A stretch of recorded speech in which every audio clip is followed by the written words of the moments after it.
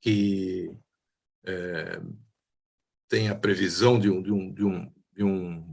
uma duração de 2020 a 2030. Ele é dedicado a desenvolver iniciativas que contribuam para a realização do Objetivo de Desenvolvimento Sustentável 4, né, dentro dos ODS, os Objetivos de Desenvolvimento Sustentável da ONU. Esse ODS 4 tem a meta de educação de qualidade para todas e todos, e o programa é voltado para isso. É um programa de pesquisa, dentro da proposta de pesquisação, uma metodologia própria de mobilização e melhoria, e é realizado em 10 países, um dos quais é o Brasil. Bruna, vamos apresentar aqui rapidamente o programa.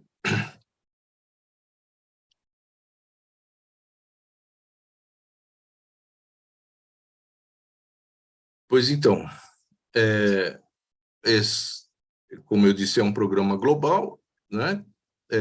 Busca criar novos parâmetros para avaliação da aprendizagem com base na prática de educação integral e transformadora, com vistas a garantir o Objetivo de Desenvolvimento Sustentável 4 sobre educação de qualidade. O próximo. Por quê esse programa? Principalmente porque raramente professores, gestores, estudantes raramente são ouvidos pelo poder público e por organismos internacionais sobre seu conhecimento quanto a práticas efetivas para a promoção de uma educação de qualidade. E ainda são mais raros os casos em que as pesquisas realizadas pelas próprias escolas são referências para ações de longo prazo. Próximo.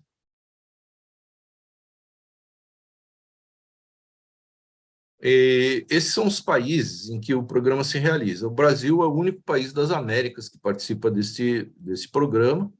Esses são os demais, né? Portugal, o único da Europa. Na África, Uganda, Quênia, Tanzânia. E Afeganistão, Tajiquistão, Quirguistão e Índia e Paquistão. Esses são os 10 países. Nos 10 países, em cada um dos 10 países, se pretende que se envolvam 100 organizações educacionais, né, ou escolas, no caso do Brasil, não só escolas, outras organizações educacionais que desenvolvam práticas de pesquisação para não só conhecer melhor as suas próprias práticas, mas também aperfeiçoá-las e produzir indicações, né, de atuação em áreas de alta vulnerabilidade. Próximo.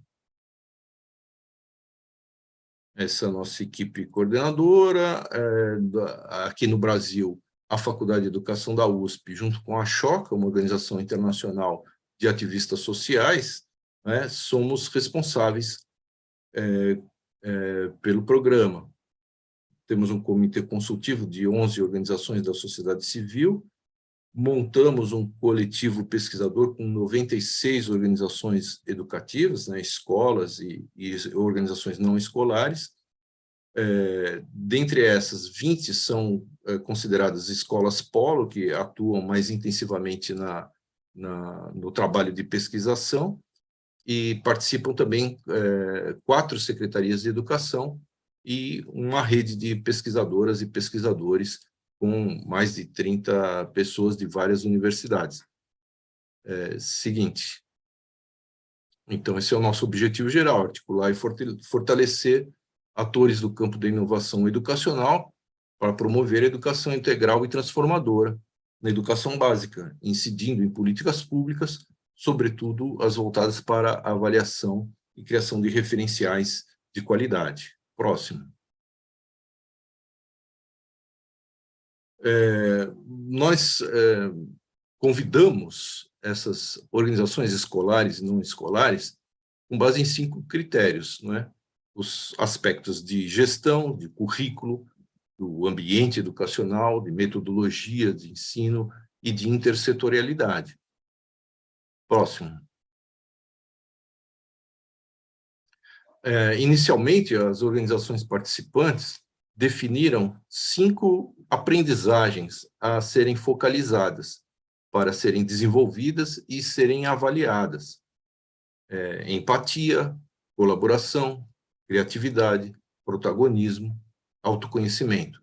São aprendizagens que, em geral, não são abordadas pelos sistemas oficiais de avaliação, embora essas organizações que participam do programa tenham uma atuação muito incisiva, né, no desenvolvimento dessas aprendizagens. Próximo. E aqui, né, nosso contato, forma de vocês obterem mais informações a respeito do programa. Com base na experiência dessas organizações escolares e não escolares, já dentro do programa, né, foram sendo formuladas recomendações de políticas públicas, né, que favoreçam a melhoria da qualidade da educação. Em geral, a educação é um consenso como prioridade nos discursos, mas todo mundo vê que as ações não correspondem a esses discursos, né? Ou existem pessoas que atuam francamente contrárias, né, à educação ou são indiferentes a isso. Nós temos, com essas recomendações, elas foram produzidas, né, a partir das conversas e debates das organizações participantes desse encontro, que são organizações educativas, assim que a gente tem chamado, porque são escolares e não escolares. E, com base nessa experiência, essas recomendações foram elaboradas pela equipe de coordenação do programa, foram compartilhadas com o conjunto de organizações educativas participantes e foram referendadas, né? São 2 recomendações para o momento, né? O programa tem uma longa duração. Uma é de que os governos apoiem tecnicamente, financeiramente, institucionalmente, projetos de pesquisa de escolas sobre as suas próprias práticas. E a outra é de que os governos mapeiem, apoiem e difundam procedimentos de avaliação que abrangem aprendizagens variadas, desenvolvidos esses procedimentos pelas próprias escolas, organizações educativas. Estritamente, o texto dessas recomendações, vou dizer aqui brevemente, a recomendação 1 é que o Ministério da Educação e as secretarias responsáveis pela oferta de educação básica devem subsidiar, com apoio técnico especializado, financeiro e institucional, particularmente horas de trabalho de profissionais, a elaboração e realização de projetos de pesquisa de unidades educacionais sobre suas próprias práticas, a fim de que as pessoas que as protagonizam exerçam igualmente a reflexão sobre o que fazem. Tais medidas devem considerar as especificidades de crianças, jovens e pessoas adultas e adultos na produção coletiva de conhecimento que subsidia as atividades educacionais e processos de avaliação.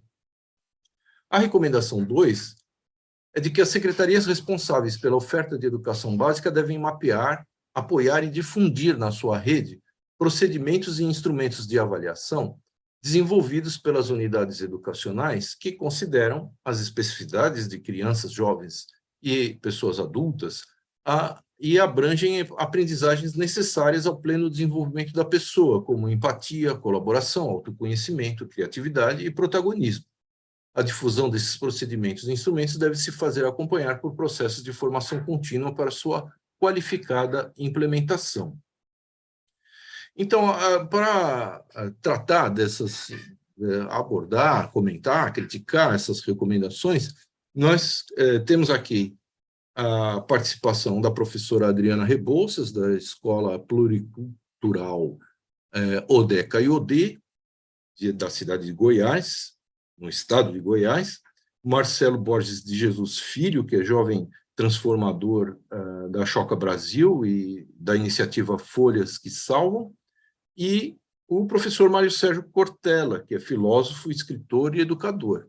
Eu vou passar imediatamente a palavra ao professor Mário Sérgio para fazer um apanhado da visão dele sobre a situação, o contexto do país e educacional, e seus comentários sobre essas recomendações. Professor Mário Sérgio. Que bom, que bom. Que bom que nós nos juntamos todas e todos para proteger o futuro. Aliás, um dos meus poetas prediletos, Mayakovsky, começa um dos seus poemas dizendo: desatai o futuro. Desatai o futuro. E essa ideia, para mim, ela é decisiva. Eu também, como várias pessoas aqui, me dedico à atividade de formação de outras pessoas para que nós nos formemos bem naquilo que a vida exige para poder ser partilhada, para ela não ser segregacionista, para ela ser capaz de incluir todas as pessoas em todos os lugares numa vida que seja digna no tempo que temos de existência. Por isso, eu sempre fico animado quando a gente tem recomendações que auxiliam, né, essa possibilidade, essa condição. Afinal, né, entre os vários países que fazem parte, né, do projeto e processo, o nosso país é um país que tem uma dimensão, né, muito mais expressiva, no sentido, inclusive, territorial, né, populacional, e tem também uma trajetória que é atribulada, como de outros, mas que tem uma marca que nós não podemos deixar de lado, e é sobre isso que eu queria pensar um pouco. Eu vou fazer uma reflexão inicial, depois as colegas e os colegas fazem as suas intervenções de aproximadamente 15 minutos, esse tempo de 15 minutos para situar, a partir do que o professor Eli trouxe, das duas recomendações, qual é a minha percepção nesse polo. 2022 é o ano do centenário de um grande educador, antropólogo, escritor, político, brasileiro, uma pessoa decisiva, faz uma falta imensa, nesse momento. Ele faleceu em fevereiro de 1997, que é Darcy Ribeiro.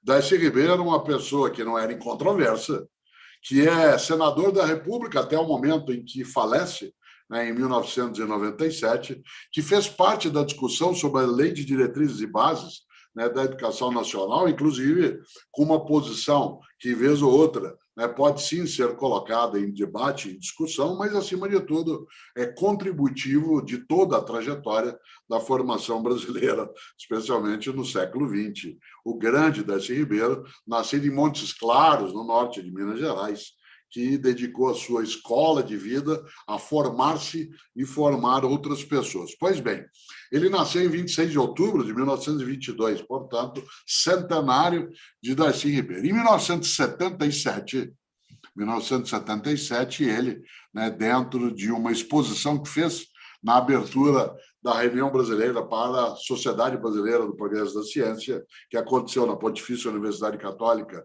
de São Paulo, em 1977, ele fez uma fala sobre a educação brasileira, na qual a síntese é: a crise da educação no Brasil não é uma crise, ela é um projeto.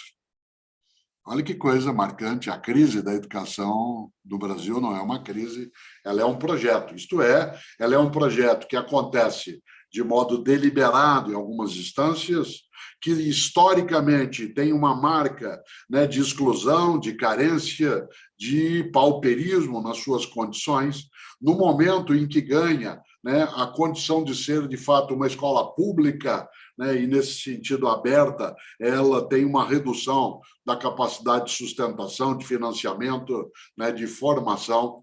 E, se nós olhamos, é evidente que nem sempre esse projeto ele tem sucesso o tempo todo, em todos os lugares. Esse projeto, que a gente não precisa identificar, a autoria em si, mas ele se dá dentro da organização de movimentos das classes sociais, nos nossos 5 séculos e pouco de história deste lugar, chamado agora há 522 anos de Brasil. Dentro disso tudo, é claro, Darcy Ribeiro nos inspira a pensar A educação brasileira tem uma crise e ela é um projeto. Projeto de quê?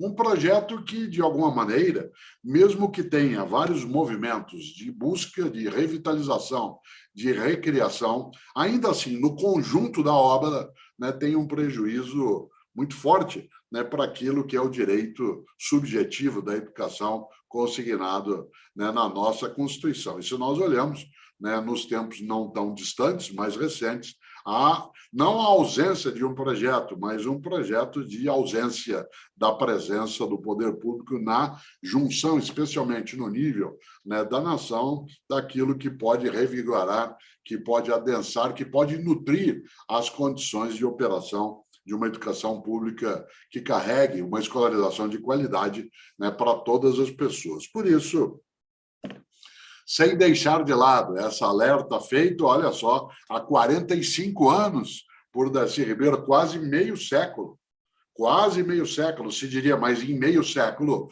muita coisa pode mudar. Sim, de fato, muita coisa mudou nesse meio século. Nós tivemos vários momentos nesse meio século mais recente em que houve, sim, um levantar-se de condições da educação, uma rediscussão sobre financiamento, a necessidade de democratização do acesso e da permanência, o reordenamento das condições de trabalho em algumas experiências mais particulares, uma revisitação, né, do que significa educação de jovens e adultos.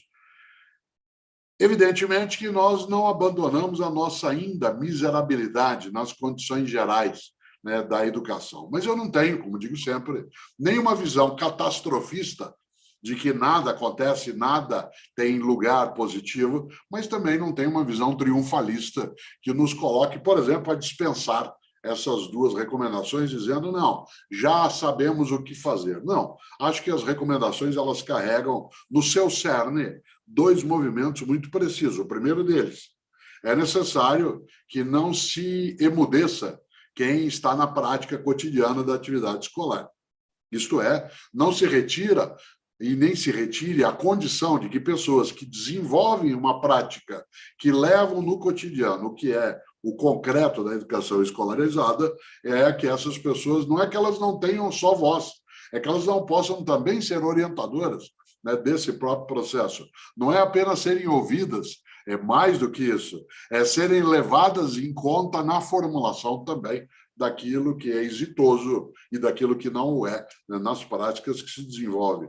E a segunda coisa, claro, como segunda recomendação, que caiba às autoridades públicas com as suas estruturas institucionais que sejam capazes de fazer um inventário dessas práticas e torná-las disponíveis. Um trabalho de zeladoria, de curadoria, no qual se consiga cuidar para que essas práticas elas não se percam na sua informação, difusão e inspiração. Por isso, eu não posso, né, esquecer que se Darcy Ribeiro nasceu no final do mês de outubro de 1922, no 100º ano da proclamação da independência do Brasil, agora, no bicentenário da independência, nós vamos lembrar os 100 anos de Darcy Ribeiro, mas também 100 anos da morte de um brasileiro magnífico, nascido no Rio de Janeiro, um escritor inacreditável, que é o estupendo Lima Barreto. Lima Barreto faleceu uma semana depois do nascimento de Darcy Ribeiro. Darcy Ribeiro nasce no fim de outubro, Lima Barreto morre no dia 1º de novembro de 1922. Teremos agora um século. E um dia, Lima Barreto nos perturbou, no sentido positivo, com algo que serve para nós pensarmos, e tem a ver especialmente com a primeira recomendação. Ele escreveu, Lima Barreto, o Brasil não tem povo, tem público.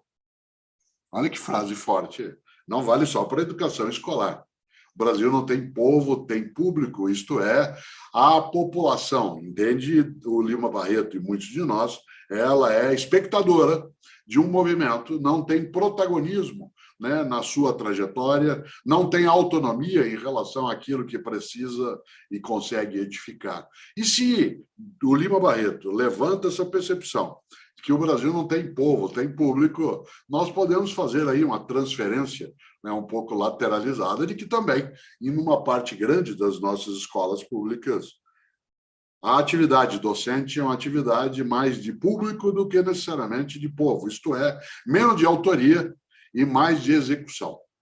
E, portanto, com uma ausência não só de emancipação, né, em relação àquilo que se precisa fazer, como também, né, uma postura muito mais expectante de aguardar do que, de fato, de intervenção, né, de capacidade protagonista, como eu há pouco dizia. Daí que, quando se tem, na primeira recomendação, a ideia de que entes públicos sejam capazes de se envolverem em processos em que se possa não oferecer, mas favorecer, né, a atividade docente nas escolas, especialmente as escolas públicas, que são a quase totalidade, a possibilidade de poderem, docentes de qualquer lugar, pensar em si e pensar em a própria prática, nós mergulhamos no que escreveu um dia Paulo Freire, quando lembrava que a prática de pensar a prática é a única maneira de pensar certo.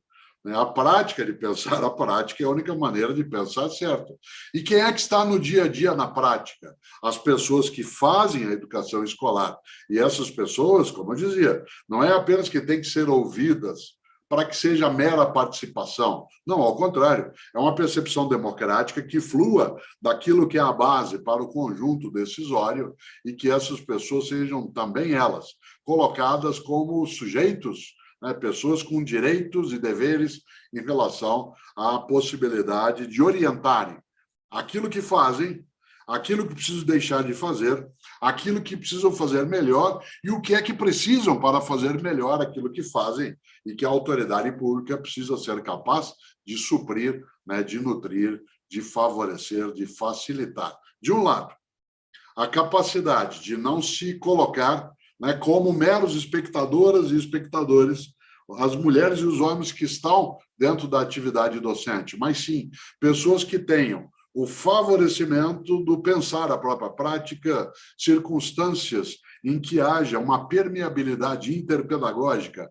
né, para essa reciprocidade de experiências e convivências e, acima de tudo, que isso não seja disperso, que seja algo que possa ter uma organização, uma estruturação, uma difusão, uma ampliação. E essa é a segunda recomendação. Ou seja, que não só a partir da primeira se dê atenção àquilo que é a ação cotidiana das pessoas que fazem a educação escolar no seu concreto e que, ao pensarem a própria prática, favorecidos por circunstâncias que as autoridades públicas têm o dever, né, de promover, como também esse conjunto ele seja objeto não de um inventário que sirva para descrição e relatório, isso é importante, que também tenha seus processos de avaliação, também isso é importante, mas com uma capacidade de tornar disponível, né, para as outras localidades, as outras escolas e as outras pessoas, o que, ao se concentrar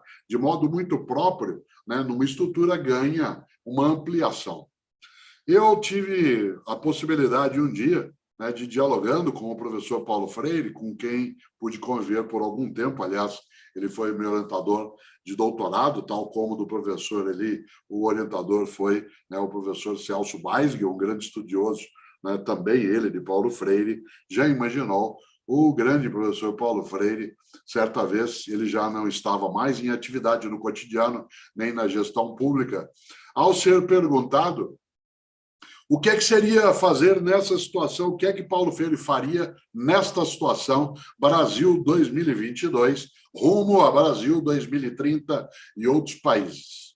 E a resposta dele era fazer o que Paulo Freire fez, não é fazer exatamente o que ele fez, é fazer o que ele faria se ele estivesse aqui agora nessa circunstância.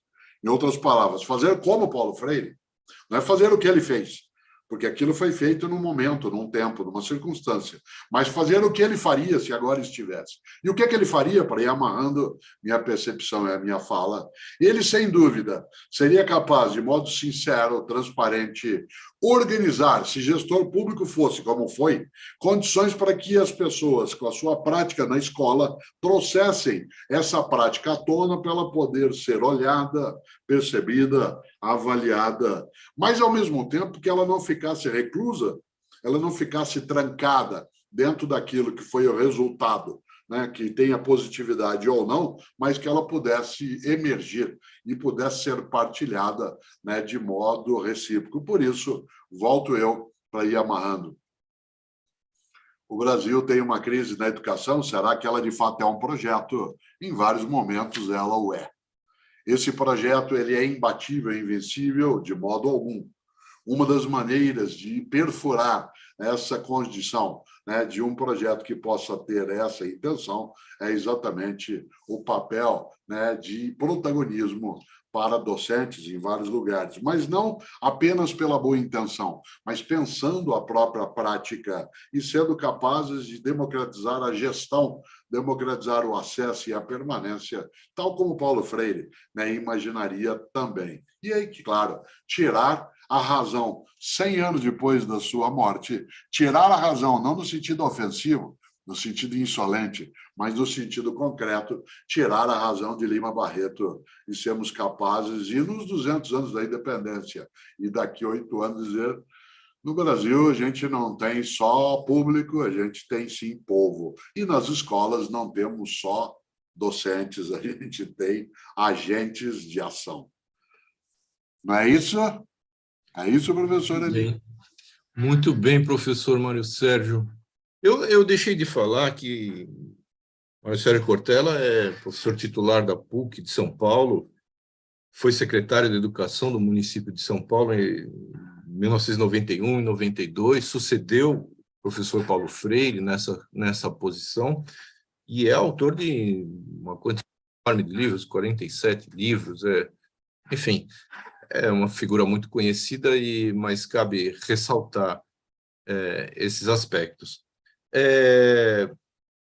Eu vou passar a palavra imediatamente à professora Adriana Rebouças, da Escola Pluricultural Odé Caiodé,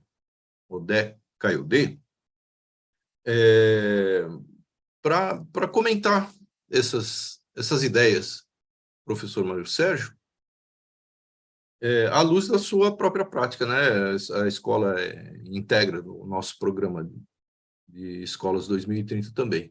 Professora Adriana, por favor. Boa tarde a todas, todos e todes. Um pouco mais alto. Vou falar mais alto, é porque depois de escutar o Mário Sérgio Cortella, a voz fica trêmula, sabe? Mas, enfim, vamos lá, né? Que eu estou aqui, se tem uma coisa que educador tem que ter coragem, né? E eu estou aqui assumindo esse lugar de coragem. Né? Então,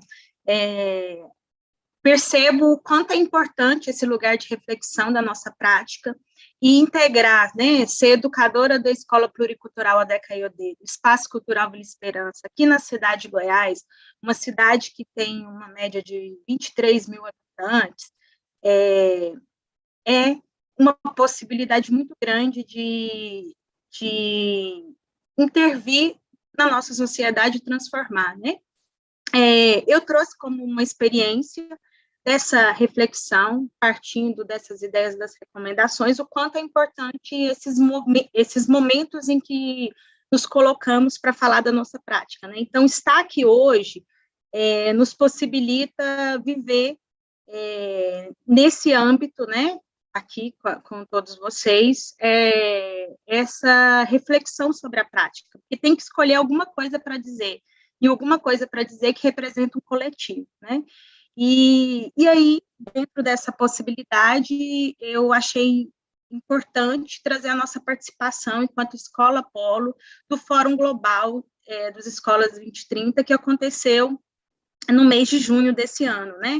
Que foi um fórum que trouxe essa premissa, né, de divulgar, de potencializar essas práticas dessas escolas que compõem esses países que estão, né? Nós fomos escolhidos por um sorteio, e pode passar, por favor, Bruna? Fomos escolhidos para participar, então saímos daqui do Brasil, eu e o professor Dzódio, e fomos participar desse evento na Tanzânia, né, em Dar es Salaam, com 200 delegações, professores, lideranças, financiadores, trazendo um pouco da nossa prática, né, representando esse coletivo das escolas 2030 e também sendo a Escola Pluricultural Odé Caiodê. Pode passar, por favor. Fomos representando aqui do Brasil, eu, né, sou a Adriana, o professor Zodzo, que é de uma escola indígena, Baniwa, e a Thaís, que é a coordenadora daqui do Brasil, né? Então, foi uma experiência, assim, muito forte. Ainda estou em processo de digerir isso tudo, né? Porque sair de Goiás e andar não sei quantos mil quilômetros para representar esse coletivo foi muito significativo, né? Passa, por favor. Então, eu estou representando a Escola Pluricultural Adeca Iodê, do Espaço Cultural Vila Esperança. Pode mais um pouquinho, Bruna? Que fica aqui na cidade de Goiás, mais um. E esse nome, Escola Pluricultural Adeca Iodê, é um nome indígena, é um nome africano, né, que é em referência a essa mulher, que é Mãe Estela, que teve uma influência muito forte religiosa, mas também política e social, e por isso que ela representa para nós essa força, e traz esse nome, o caçador que traz alegria, né, e é uma prática filosófica diária de fazer com que a educação nesse ambiente seja nessa busca de alegria, né? Então, a gente faz esse dia a dia uma caçada mesmo, rompendo esse projeto, né? Que se é projeto ou não vou discutir aqui. Quem sou eu para, né, discutir com o professor? Mas, assim, a gente faz essa luta diária, né? E é um reconhecimento dessa identidade de uma escola que traga nesse fundamento a pluralidade, né? Trazendo em sua raiz e sua estrutura a identidade africana e indígena. Pode passar, por favor. Traz essa diversidade como uma proposta, esse fazer, né? Então, estar aqui falando é também um ato político, né, de dizer que a gente quer um currículo que traga outras matrizes que não sejam só as eurocêntricas, que são importantes, que têm o seu fundamento, mas tem outras, e as indígenas e as africanas são importantes, então a gente traz esse ensejo. Trazemos a roda como princípio fundante para nós e importante no nosso fazer. Pode passar, por favor, Bruna. E essa prática se fortifica em ambientes plurais, né, em propostas e atividades plurais, e num reconhecimento de que todos e todas são protagonistas dessa ação, né? As crianças, os professores e educadores e toda a equipe que faz parte. Pode passar, por favor.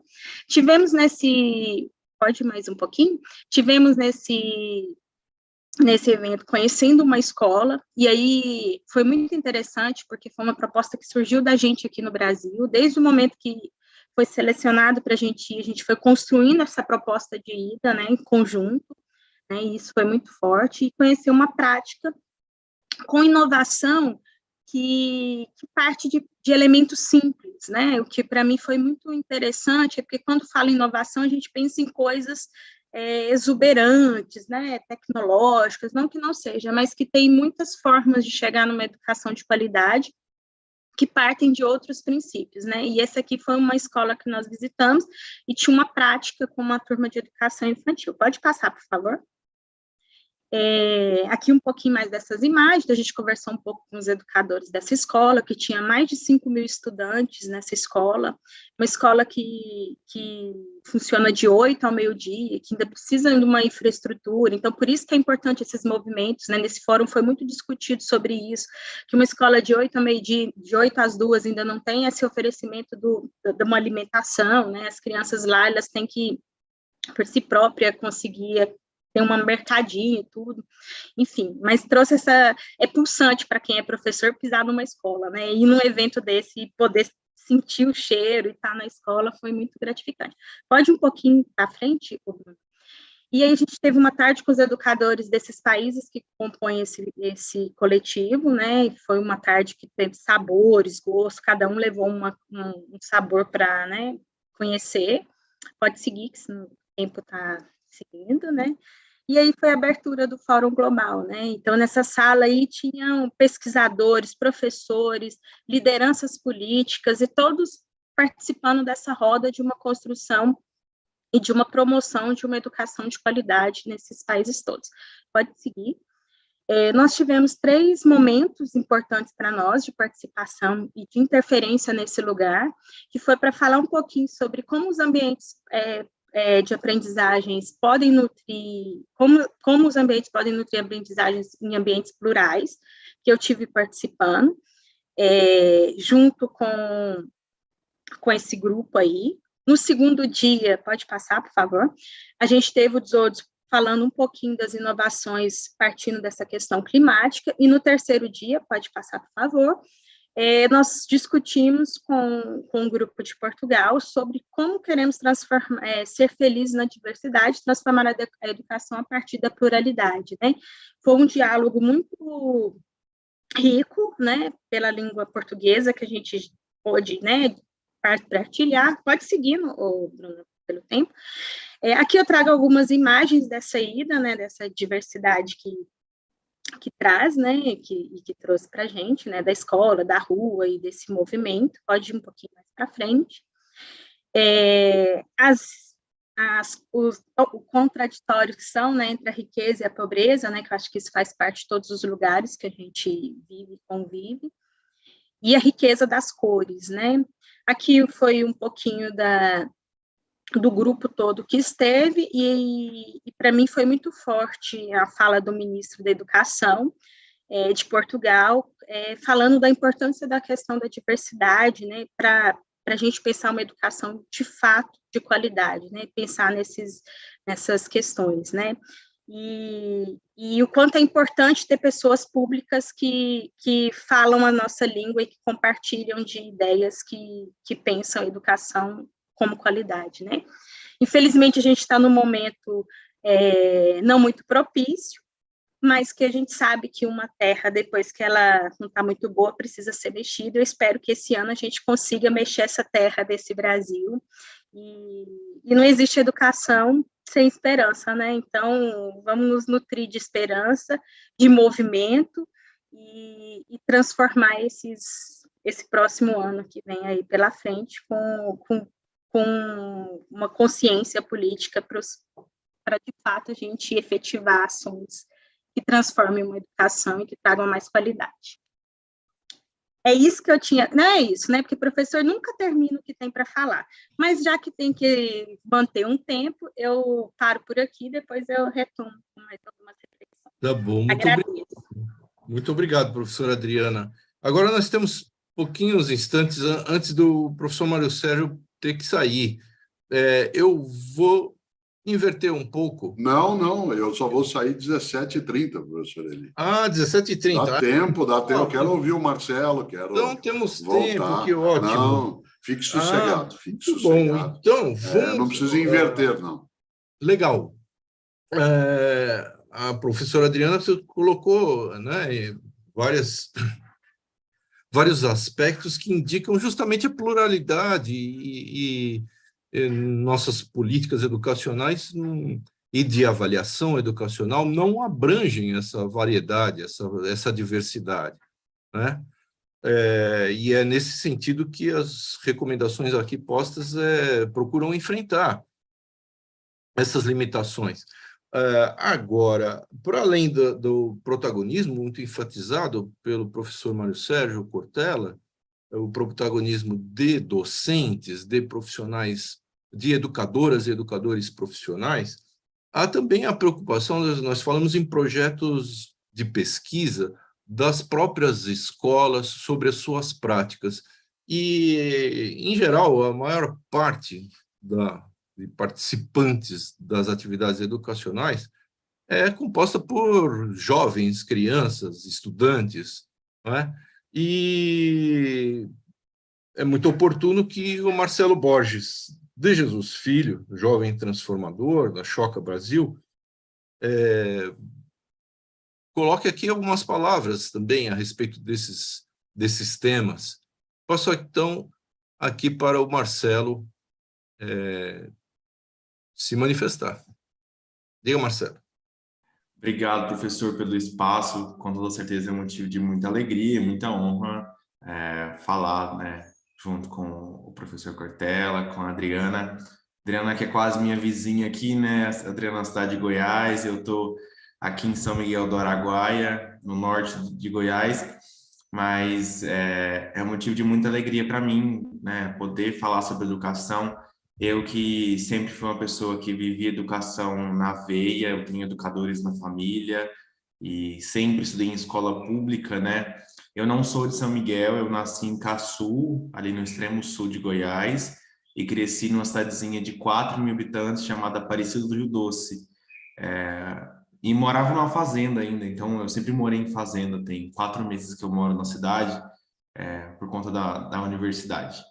E aí sempre cresci na fazenda, então o meu processo educacional começou desde muito pequeno. Antes de ir para a escola, a minha mãe já tinha o costume de educar a minha irmã, que é 1 ano mais nova que eu, a gente sempre fazia tarefa em casa, então o nosso processo educacional começou muito cedo, assim, eu já fui para a escola sabendo ler e escrever até algumas coisas já, assim. Então, eu tive esse acesso mais adiantado, né? Quando eu cheguei ali nos primeiros anos do ensino fundamental, para mim foi uma alegria muito grande, assim. Eu fiz o meu ensino fundamental lá no Colégio Municipal João Justino, em Aparecida do Rio Doce, e tem uma professora que me marca muito, e eu falo para ela que eu vou carregar ela pro resto da minha vida comigo, que é a minha professora do primeiro ano, a professora Kátia, que para mim ela é uma professora fora do normal, assim como você, Adriana, e tantos outros professores inspiradores. Eu acredito assim, para mim o primeiro ano do ensino fundamental é a principal série na formação cidadã de uma criança, porque ele se está moldando o que aquela criança vai ser. Eu lembro muito bem que chegavam os planos de estudos que a direção propunha para ela, e ela não seguia exatamente o que a direção propunha. Ela ia muito numa linha do que ela achava que era necessário, do que ela via que era a realidade do nosso município. Passado alguns anos, na época eu tinha apenas 6, 7 anos de idade, eu não entendi o que estava acontecendo. Passado alguns anos, eu compreendi que a tia Kátia, como assim a gente chamava ela, era uma grande professora, muito fã, devota e inspirada no trabalho de Paulo Freire, né? E por isso ela moldou muito a educação naquela sala para que aqueles estudantes crescessem com uma visão diferente. Em vez de falar do que estava acontecendo no Brasil ali naqueles primeiros anos, a gente ouvia muita história sobre o nosso município. E isso me deu um sentimento de pertencimento a Rio Doce, lá Aparecida do Rio Doce, eu sempre vou me referir como Rio Doce para vocês entenderem, me deu um sentimento de pertencimento àquela cidade muito grande, e hoje não moro lá mais, mas eu sou muito apaixonado naquele local, muito mesmo. O tempo foi passando e no meu ensino médio não foi diferente, né? Como o professor Cortella falava, e eu acredito muito no que ele disse, e concordo, e vou enfatizar mais uma vez, a educação no Brasil, ela não é ruim por um acaso, né? É um projeto. Porque a partir do momento que o povo se instruir, o povo não vai deixar o país continuar da forma que está. Pessoas com educação, pessoas com formação, vão para a rua, elas vão atrás dos seus direitos. E aí governos caem. E quando governos caem, eles têm medo. E aí, por isso, a gente tem esse projeto. Mas não desanimem, porque pessoas como essas que estão ao meu lado hoje, né, professor Eli, o Cortella, a Adriana, são pessoas que trabalham para que esses projetos caiam por terra e as pessoas tenham acesso à educação, as pessoas se formem e as pessoas sejam instruídas. Tanto eles como outros trabalham diariamente para que isso aconteça, e eu listo uma professora minha específica do ensino médio, professora Meire Aquino, uma grandiosíssima professora. Na época ela me dava aula de português e dentre outras matérias da área, formada em letras pela UFG, uma pessoa que sempre me inspirou muito. E a Meire, ela era uma pessoa muito especial na minha turma, porque a turma inteira adorava a Meire, por um motivo. Além de ser nossa professora de português, a Meire falava muito para a gente sobre formação cidadã. Então, a Meire nos ensinou sobre política, a Meire nos ensinou sobre economia, a Meire nos ensinou sobre diversos temas, mesmo sem ter obrigação. E às vezes fazia isso depois que a aula acabava. Então ela tinha uma aula no terceiro horário, e aí acabava a hora recreio, e aí ela tirava um pedaço do recreio dela, que era o momento ela descansar, ir ao banheiro comer, para ensinar a gente sobre outros assuntos. E por isso eu digo, são essas pessoas que transformam a educação. São pessoas que me fazem encher o olho de brilho, que nem eu estou agora vendo vocês, e acreditar que a gente ainda tem uma solução, sabe? Eu falo dessa forma, assim, sobre educação, porque para mim é tudo muito recente. Eu terminei o meu ensino médio tem 2 anos. Eu terminei o meu ensino médio em finalzinho de 2020 e aí em 2021 eu ingressei na universidade. Então hoje eu curso jornalismo na UFMT, lá em Barra do Garças, Adriana, que também é próxima aí de Goiás. Então, e quando eu entrei lá, eu percebi que a gente tem uma desconexão muito forte entre o ensino do interior, que é o que eu vivi na veia, no sangue, para o ensino de uma universidade. Então, quando eu cheguei lá, eu caí meio de paraquedas, entendeu? Eu falei, opa, isso aqui é outra realidade. E aí me fez pensar algumas coisas. Eu estava conversando com alguns colegas da minha turma, a gente era mais ou menos 20 alunos do ensino médio. E os dados que eu vou trazer agora, para mim, são muito assustadores. Desses 20 alunos, 7 estão em uma universidade. Os outros 13 não estão cursando nada. Desses 7, eu sou o único que estou numa universidade pública. E aí a gente entra num dado muito preocupante de o porquê que esses jovens não estão cursando o ensino superior e por que, em sua maioria, estão indo para a rede privada e não para a rede pública, já que quase todos, eu afirmo com certeza, porque eu convivi com eles lá mais de 10 anos, quase todos não têm condição de pagar um ensino privado. E aí a gente vê que durante essa formação ali do ensino médio, ensino fundamental, a gente tem muitos estudantes que são desacreditados, né? A gente não vê o estudante como um protagonista, não vê o estudante como aquele que toma decisões dentro da escola. O estudante passa a entender que ele está dentro da escola apenas para ouvir e aprender sobre o conteúdo. E é justamente isso que a professora Meire tentava quebrar. Ela tentava nos colocar como protagonistas da história, nos levando para discussão sobre o plano de aula, para voltar para diretor, para reivindicar questões. Eu falo que um militante, ele nasce lá dentro da escola, e eu digo por experiência própria. Hoje, na universidade, eu puxo movimentações que arrastam aí 200, 300 pessoas, como foi agora em junho, a gente fez uma manifestação sobre o corte de verbas.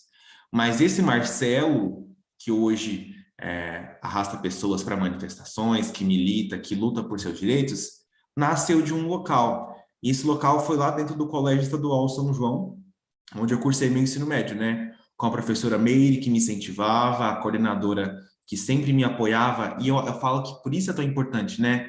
Ter esse apoio, né, dessas pessoas para não querer liberar o local, não querer falar por você, mas deixar você falar. E era isso que a Meire fazia, era isso que a Joana, que era outra professora, fazia. E por isso que a fala do professor Cortella, para mim, faz muito sentido. A gente precisa dar voz e espaço para que nós, estudantes, conseguimos nos expressar. A gente não quer que outras pessoas ocupem os nossos lugares.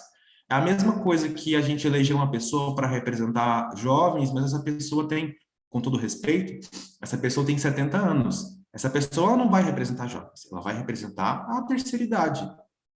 A gente está ali e deve ser representado por jovens. Jovens falam por jovens. Eles entendem o que a gente passa, o que a gente sente. E aí, já finalizando a minha fala, eu deixo essa reflexão. É muito importante que a gente dê espaço para os jovens. E levanto mais uma vez a pergunta que o professor Cortella trouxe. É projeto ou não é? Eu afirmo que é.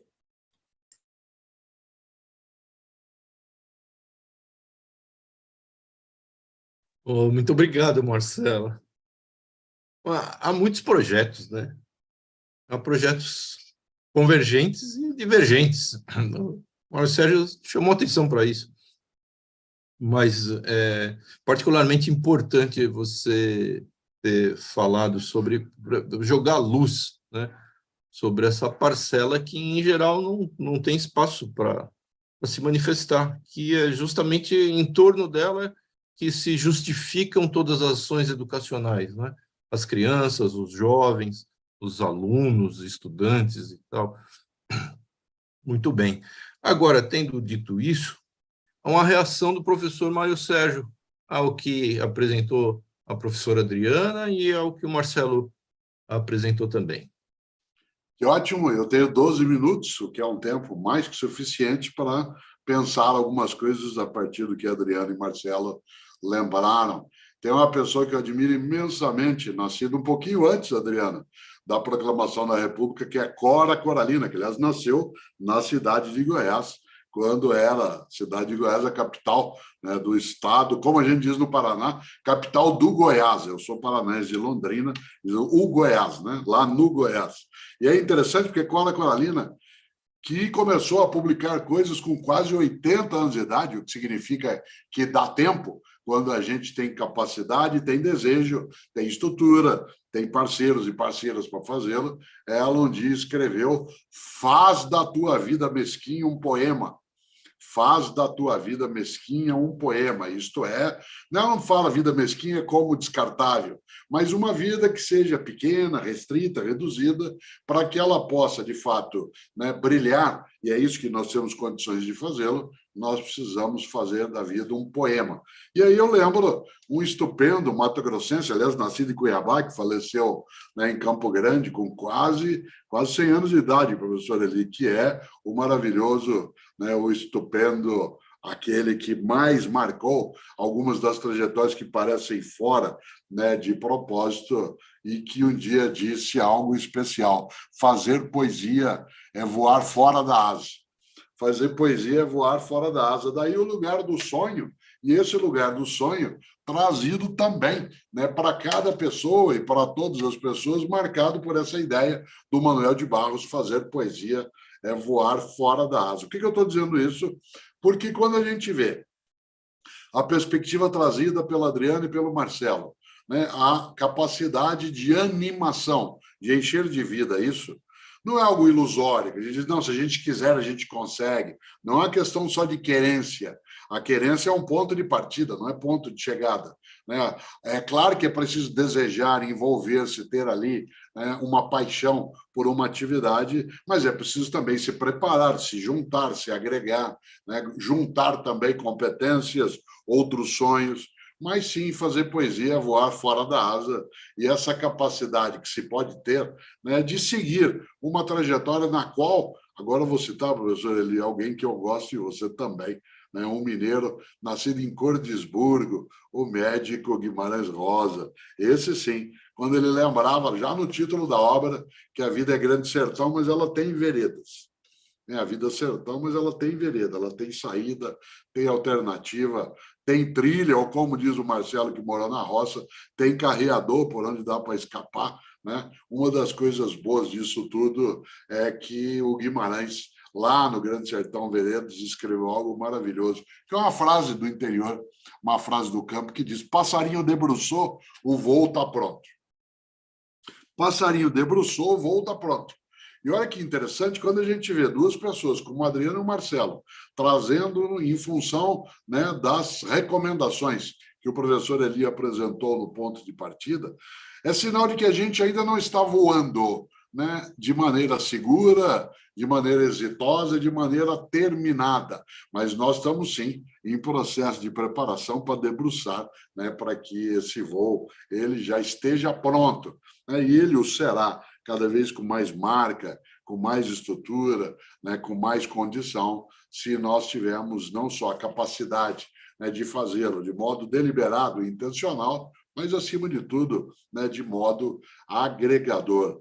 Quando a gente lembra das muitas formas que se consegue quando se tem, eventualmente, um projeto destrutivo das condições sociais da vida coletiva, uma das forças maiores para o projeto destrutivo é a desunião de quem está sendo ameaçado. É a incapacidade das pessoas se agregarem, né, dentro de uma expectativa que seja de elevação e não de diminuição, né? E, por isso, uma das percepções que eu mais aprecio é aquela que não entende recomendações como mero conselho, mas como propósito. Isto é, como alguma coisa que a gente se compromete, que coloca ali a nossa energia, a nossa possibilidade, de novo, Cora Coralina, faz da tua vida mesquinha um poema. E o poema é aquilo que encanta. Quando o Marcelo lembra, sua professora de língua portuguesa, né, você não usou a expressão, sou eu que estou usando, encantadora, né, porque o que ela fazia era dar gosto, ela fazia com que se saísse, né, da gaiola, do fechamento, da arapuca, do alçapão, que algumas condições colocavam. Quando a Adriana mostra, na experiência de viagem que teve, a convivência com outros lugares, onde há também essa eclosão, né, de condição de uma vida que não seja banal, descartável, mas que consiga realizar, né, a dignidade de cada pessoa e de todas as pessoas, é claro. É a possibilidade do juntar. Eu citei Darcy Ribeiro numa conferência em 1977, acho que só o professor Eli e eu aqui, entre os quatro, já tínhamos nascido, né, quando Chico Buarque, em 1977, trouxe para o Brasil um espetáculo musical infantil, né, que foi da Itália que ele trouxe, mas a inspiração é na Alemanha, que é o Saltimbancos. Quando Marcelo e Adriana eram crianças, talvez se lembrem de ter ouvido um dia, mesmo na roça, os Saltimbancos, para quem tem mais idade, como ele e eu, a gente lembra até do disco, com a imagem, né, dos 4 animais, disco de vinil, os 4 animais que saíram da roça para ir para a cidade. A gata, né, a galinha, o cachorro e o jumento, e o que eles mais cantam. E Chico Buarque fez a versão, né, do italiano para o português. Desde 1977 que a gente ouve esses 4 animais cantarem todos juntos somos fortes. Todos juntos somos fortes. Mas há um momento na peça em que um dos animais diz: um bicho só é só um bicho. Um bicho só é só um bicho. Isto é, enfraquece, perde energia, perde capacidade de ação. Por isso, que bom que a gente tem entusiasmo, que bom que a gente tem encantamento, e que bom, como lembrou o professor Eli, que a gente tem necessidade de preparação, de pesquisa, de sedimentação daquilo que oferece condições mais estruturadas, que não fique apenas no reino, né, da intenção correta, que é importante, mas não é exclusivo.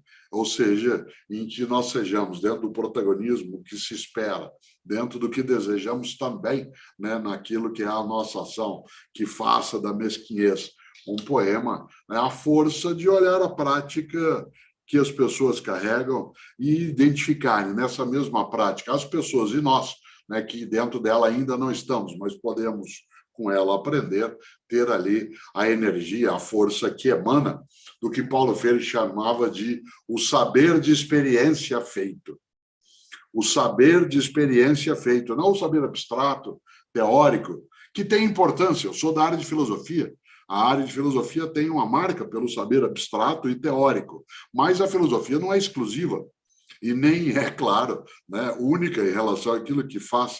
Existe um saber de experiência feito, que é aquele saber que assoma, né, e que se constitui a partir das práticas individuais e coletivas. Essas práticas, como as recomendações bem lembraram, elas precisam ser levadas em conta e precisam também ser difundidas de maneira que a gente rompa o que parece, né, não ter alternativa de novo, para ir fechando e passando a bola, literalmente. Passarinho debruçou, o voo está pronto, né? E nessa hora a gente poderia imaginar, dá para voar, mas tem que voar junto, voar mais longe, tem que voar com maior clareza do porquê se voa, e tem, claro, de experiência, aproveitar o voo que é feito também por outras pessoas. Tudo isso, né, professor Eli? Fora da asa, fora da asa. Muito bem, muito bem.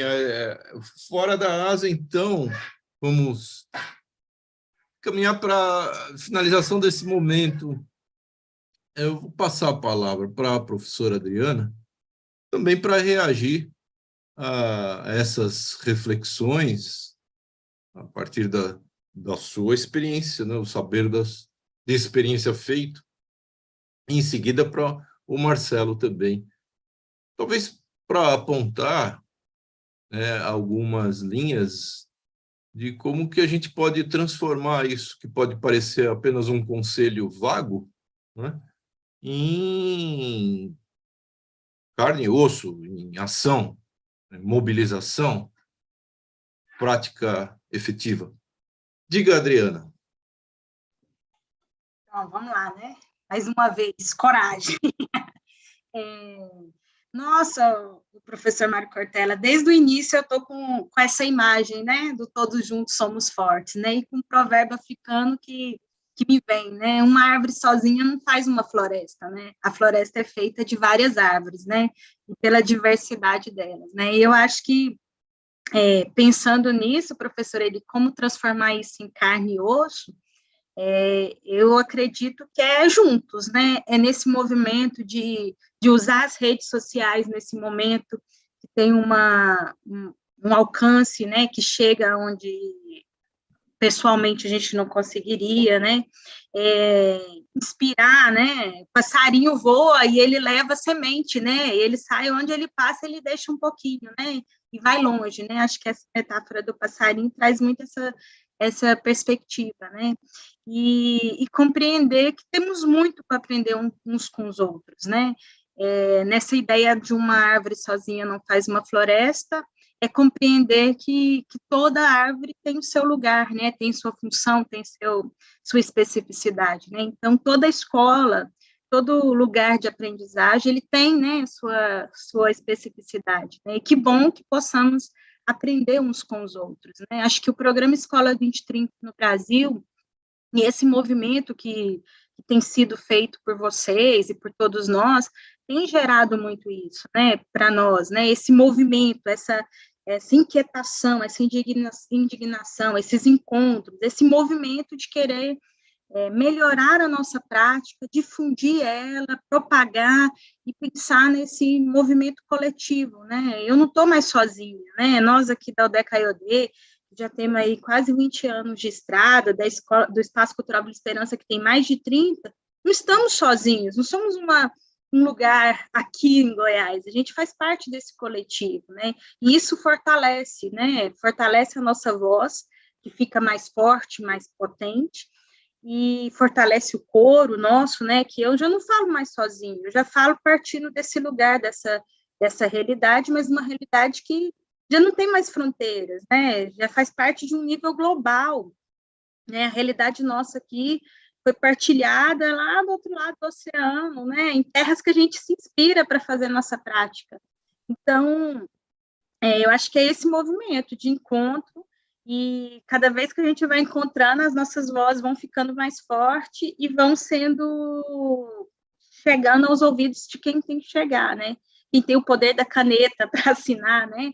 Mas que a gente vai ecoando, assim. E não acredito numa educação que não passe por esse encantamento, né? Por esse desejo, essa vontade de estar, né? Acho que a gente precisa de ânimo, e o ânimo vem em conjunto, para conseguirmos transformar essas realidades.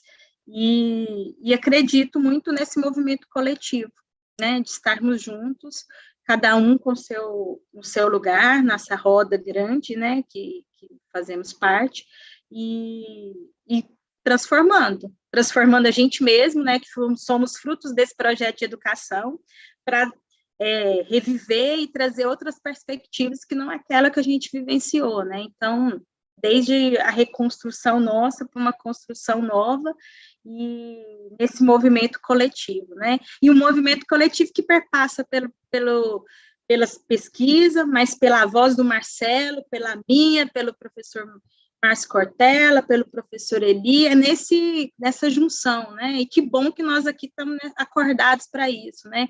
O Fórum Global, uma das coisas que saiu no final foi essa necessidade de trazer jovens para discutir com a gente.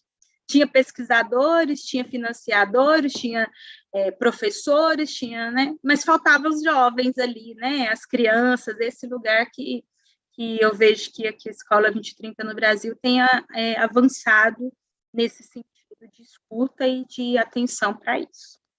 Agradeço imensamente, espero poder ter um encontro presencial, viu, professor Márcio Cortella, e para a gente tomar um café, comer um pão de queijo e conversar, né? Porque encontro bom é comendo junto e rindo e festando. Sim. Quem come junto é companheiro, companheira. Isso. Obrigado, professora Adriana. Passo a palavra, então, para Marcelo, suas indicações finais, não conclusivas, mas finais. Obrigado, professor. E aí, quando o professor fala sobre esse carne e osso físico, né, como uma proposta para solucionar um problema, eu venho muito na linha, não um problema, né, mas solucionar algo, né, não ser de um problema. Mas eu venho muito na linha do que a professora Adriana falava. Hoje a gente, como eu estava falando para vocês, eu vejo esse principal problema dentro das escolas. A gente não deixa o estudante ter voz, o estudante não tem um papel de protagonista dentro da escola. E é errado, porque a escola é feita para o estudante, e chega a ser engraçado que o estudante não tenha local de voz dentro da escola. E aí, para isso, a gente encontrou esse ano um ano de eleição, onde a participação democrática é tão importante, né? E a gente teve aí diversas campanhas no começo do ano para que os jovens tirassem, né, o seu título de eleitor. Então, cada voto conta, olha o barulhinho, para que os estudantes tirassem o título de eleitor, e foi uma campanha de sucesso, né? A gente conseguiu aí mais de 2 milhões de títulos de eleitores com jovens aí entre 16 e 18 anos. Então, algo histórico, diversas celebridades, entidades e projetos sociais participaram dessa campanha para endossar essa importância. Mas depois disso, né? O que esse jovem faz? Porque agora ele vota, mas ele vota como? Em quem? Qual a melhor opção para ele? E aí, justamente para trazer a voz para esse estudante dentro do colégio, dentro dessas ações, a gente está criando os percursos de debates públicos nas escolas, que é justamente para dar voz para esse estudante. Então, essa ação que tem por objetivo levar ao estudante a oportunidade de liderar esse debate, essa discussão dentro da sua própria escola, ali naquela comunidade específica, seja ele de onde for, da grande São Paulo à pequena Aparecida do Rio Doce, que tem 4 mil habitantes, que tem uma escola, mas que essa escola, com 150 alunos, 120 alunos, é uma escola da onde eu vim, que eu vejo um poder transformador muito forte, né? Aquilo que a gente fala tanto aqui, que vocês falavam, de todos somos esses agentes de transformação, everyone a chicken maker, assim como já dizemos aqui na Choca. E aí, para isso, a gente está elaborando esses percursos, e aí eles passam por diversos temas, né? Então, os estudantes podem falar sobre protagonismo juvenil dentro das escolas, o ingresso ao ensino superior, que é um problema hoje no Brasil, que é o Enem. Eles podem falar sobre meio ambiente, sobre equidade de gênero, sobre raça, que esse ano a gente tem a renovação da lei de cotas. Então, por que os estudantes não podem discutir sobre isso? Dentre alguns outros temas. E aí, para a galera que se interessar mais nisso, é só acessar o site da Choca, né? Debates públicos nas escolas. Buscar isso no Google, ou a Choca, ou colocar no Google também, Cultura Democrática Choca, vocês vão encontrar no nosso site falando sobre isso, e é muito interessante. Então, a gente está à disposição para auxiliar, para levar esses debates aos alunos, para que eles mesmos sejam líderes desses momentos, discutam, falam entre eles, e ali eles entendam, né, quem pode ser essa melhor opção, né, qual é o melhor perfil para que eles votem, para que eles discutam entre eles ali, e cheguem a essa conclusão. Então, tem uma série de percursos lá que detalham na prática como é que eles podem fazer isso, né? Então, o tempo para início desse debate, discussão, levantamento de ideias, tudo isso, tá lá, prontinho, é só pegar e fazer. E aí eu convido todos vocês, né, a conhecerem um pouco mais, é uma experiência muito bacana e que vai levar essa participação democrática dos jovens nesse ano de eleições, que é tão importante. É isso, quero agradecer também ao espaço de fala. Obrigado, professor Cortella, uma honra estar falando com o senhor. A gente espera que a gente se encontre mas algumas vezes por aí, como já diria milionário José Rico, nesta longa estrada da vida, a gente se encontra por aí. Professora Adriana, qualquer hora eu passando aí pela cidade de Goiás, a gente marcar de tomar um picolé lá do Coreto, viu? A gente precisa marcar esse encontro. Muito bem, Marcelo. Eu quero ser convidado também para tomar essas coisas todas aí. Vamos lá, indo para São Juntos. Paulo, a gente marca algo. E juntos. Bom, nós estamos encerrando. Eu agradeço muitíssimo o envolvimento de vocês, a disposição. Professor Mário Sérgio, sempre dedicado e disponível e com grandes contribuições, a professora Adriana, ao Marcelo também. E, bom, instalar debates públicos em escolas, sejam públicas ou privadas, já é uma transformação importante, né? Debates públicos sobre temas de interesse público.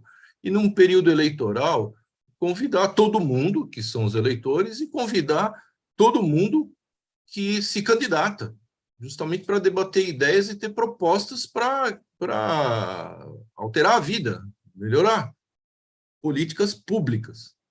Então, estão aqui as contribuições, a gente se encontra em uma nova oportunidade, espero que em breve. Um grande abraço para vocês.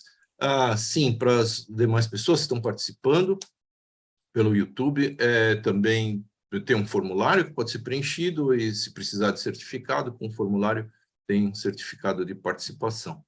Um grande abraço para todo mundo e até breve. Abraços. Abraços.